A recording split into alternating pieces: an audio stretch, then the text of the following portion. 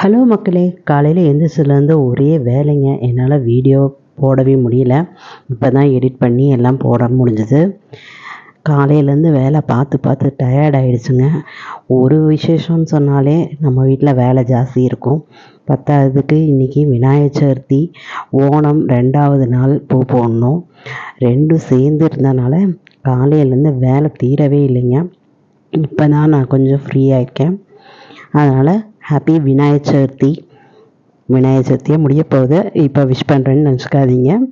என்னால் இப்போ தான் வீடியோ எடிட் பண்ண முடிஞ்சது. அதனால தான் இப்போ பூக்கோலத்துலேயும் அப்படியே விநாயகரை போட்டுடலான்னு சொல்லிட்டு விநாயகரை போட்டிருக்கேன்.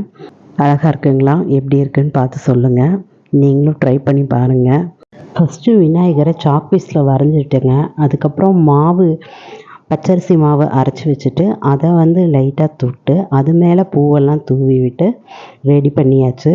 இப்போ வெளியில் அவுட்டிங்கும் பச்சரிசி மாவு வச்சு கோலம் போட்டு விட்டுட்டேன். இப்போ அழகாக இருக்குது பார்க்கறதுக்கு.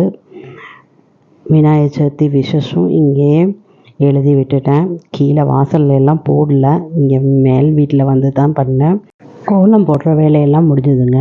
அடுத்தது வீட்டுக்குள்ளார வேலை பார்க்கணும். இதோ விநாயகருக்கு அடுத்தது அபிஷேகம் பண்ணி அவரையும் அழகாக பூவெல்லாம் போட்டு டெக்கரேட் பண்ணியாச்சு. எங்கள் வீட்டில் விநாயகர் சதுர்த்தி ரொம்ப கலர்ஃபுல்லாக கொண்டாடி முடிச்சிட்டோங்க.